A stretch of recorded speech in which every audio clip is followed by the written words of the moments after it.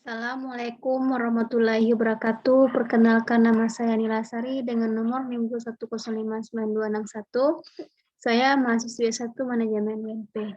Baik, di sini saya akan mempresentasikan metode penelitian saya dengan judul Pengaruh Digital Marketing terhadap Relationship Customer Management dalam penggunaan jasa ekspedisi pada PT Tiki Jalur Nugraha Eka Kurir JNE Kota Pariaman tahun 2022.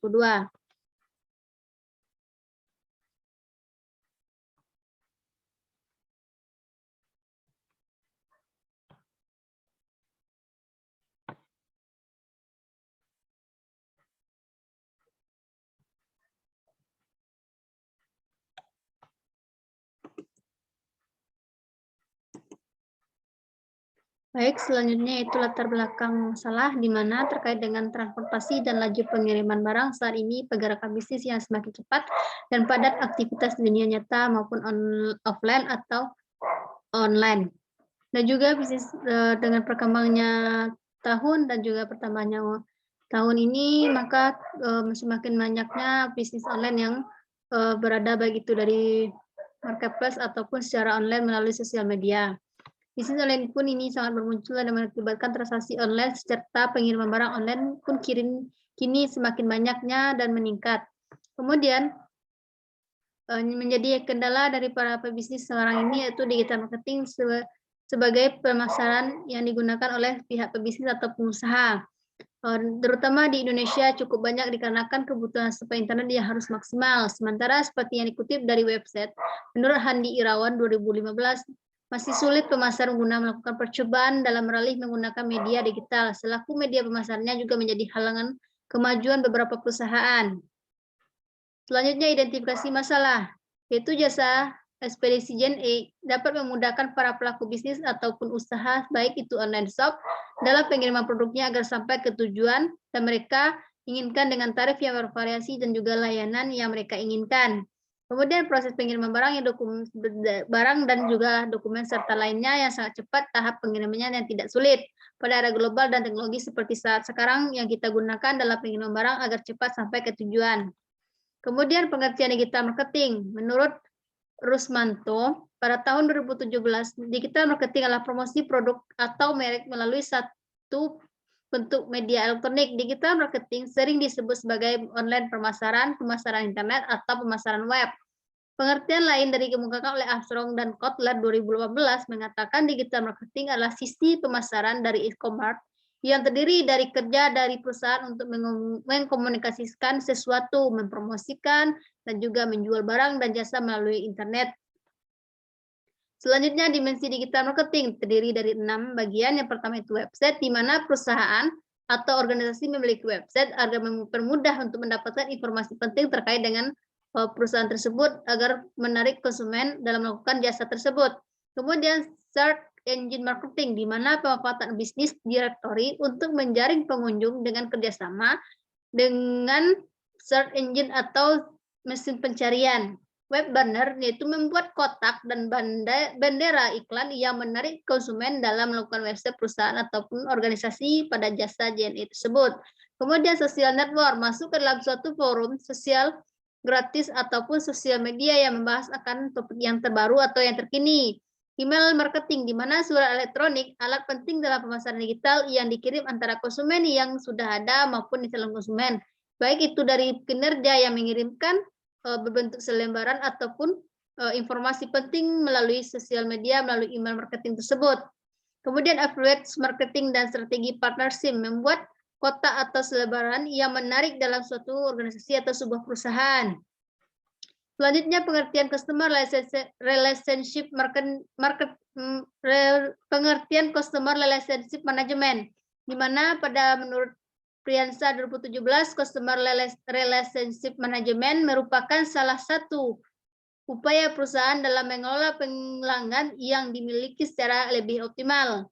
Menurut Alma 2010, dalam Santoso dan Widayanto 2017, menyatakan bahwa manajemen hubungan dengan pelanggan atau yang biasa disebut Customer Relationship Management adalah suatu proses dalam mendapatkan, mempertahankan, dan meningkatkan hubungan dengan pelanggan dengan menguntungkan dengan tujuan menciptakan nilai yang pelanggan sehingga pelanggan mendapatkan kepuasan dan memaksimalkan keuntungan bagi mereka.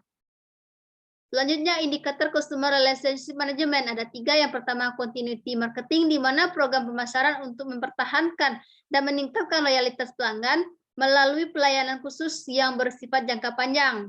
Selanjutnya, One-to-One Marketing, di mana program yang dilakukan secara individual yang ditujukan untuk memenuhi kepuasan atas kebutuhan yang unik dari pelanggan.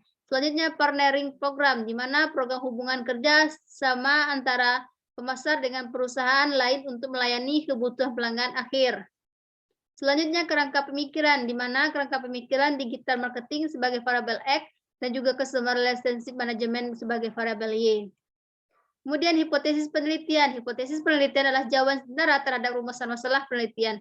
Dikatakan sementara karena jawaban yang diberikan berupa pada teori yang relevan dan juga didasarkan pada fakta-fakta empiris yang diperoleh dari pengumpulan data.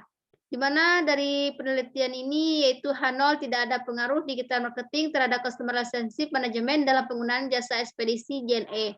Selanjutnya, H1 terdapat pengaruh digital marketing terhadap customer relationship management dalam penggunaan jasa ekspedisi JNE. Selanjutnya, desain penelitian. Menurut Sugiono tahun 2017, metode kuantitatif dapat diartikan sebagai metode penelitian yang berdasarkan pada filsafat positivisme digunakan untuk meneliti pada populasi dan sampel tertentu. Teknik pengumpulan sampel pada umumnya diikuti secara random. Pengumpulan data menggunakan instrumen penelitian analisis data bersifat kuantitatif atau statistik untuk mendapatkan penggambaran dan juga penguji hipotesis yang telah ditetapkan. Selanjutnya, menurut Sugiono 2017, skala Likert adalah skala yang digunakan untuk mengukur sikap, pendapat, persepsi seseorang atau kelompok orang tentang fenomena sosial. Skala Likert tersebut variabel yang akan diukur dijabarkan menjadi indikator variabel.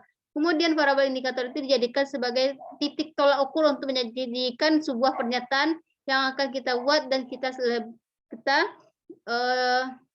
ajukan kepada konsumen atau pelanggan pada jasa tersebut. Kemudian populasi dan sampel. Populasi adalah seluruh yang kita jadikan sebagai responden dalam menggunakan penyebaran kuesioner. Kemudian dalam penelitian ini, populasi yang saya gunakan adalah pelanggan penggunaan jasa ekspedisi JNE. Selanjutnya, menurut Sugiono tahun bukunya berjudul Metode Penelitian Kuantitatif dari R&D, terdapat beberapa ukuran sampel, yaitu sebagian dari populasi yang kita tentukan dalam penelitian ini. Di sini saya menggunakan sampel sebanyak 100 sampel. Kemudian instrumen dan teknik pengumpulan data. Instrumen penelitian data terdiri dari dalam penelitian kuantitatif, kualitas instrumen penelitian berkenaan dengan validitas, reliabilitas, dan kualitas pengumpulan data. Selanjutnya adanya instrumen penelitian ini dilakukan dengan cara berupa tes, wawancara, dan juga melalui observasi serta kuesioner.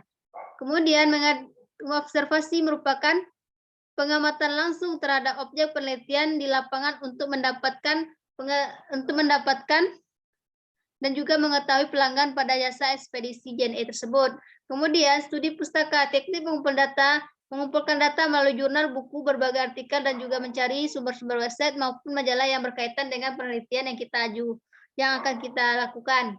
Kemudian angket dan kuesioner, cara pengumpulan data dengan menyebarkan daftar pertanyaan atau pernyataan pada responden yang akan kita teliti untuk diisi. Selanjutnya sumber data. Sumber data terdiri 2, primer dan sekunder, di mana menurut Sugiono tahun 2017, sumber data primer adalah sumber data yang langsung memberikan data kepada pengumpul data.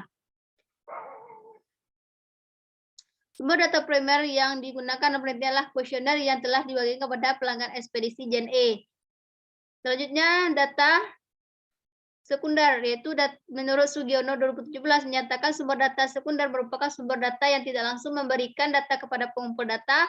Penelitian ini juga membutuhkan sumber data berupa teori dari para tokoh, definisi atau kutipan dari jurnal, buku, dan juga penelitian-penelitian sebelumnya. Selanjutnya teknik analisis data. Teknik analisis data ini ada uji validitas. Uji validitas dihitung dengan membandingkan nilai R hitung dengan R tabel. Jika R hitung lebih besar dari R tabel, maka pada taraf signifikan sebesar 5%, maka pernyataan tersebut dinyatakan valid. Kemudian selanjutnya itu reliabilitas. Suatu variabel yang dinyatakan baik jika memiliki Kronemann alfa 0,60. Uji reliabilitas ini memiliki tujuan beberapa untuk kestabilan ukuran dan konsisten responden yang menjawab dalam kuesioner. Selanjutnya uji regresi linear sederhana, di mana uji linear sederhana ini ditujukan untuk mengetahui pengaruh antara variabel bebas dengan variabel terikat. Teknik analisis sederhana digunakan dalam penelitian ini karena penelitian ini memiliki satu variabel dependen dan satu variabel independen. Selanjutnya uji hipotesis. Jika perbandingan nilai signifikan dari nilai hitung masing-masing koefisien regresi dengan tingkat signifikan yang ditetapkan, maka nilai Kronemann alfanya harus 5% atau 0,05. Kemudian dapat disimpulkan bahwa T hitung lebih besar dari T tabel, maka HA diterima. Apabila T hitung kecil dari T tabel, maka HA tidak dapat diterima. Baik, sekian yang dapat saya sampaikan. Sampaikan. Lebih dan kurangnya saya akhiri dengan wabillahi taufiq wa hidayah. Wassalamualaikum warahmatullahi wabarakatuh.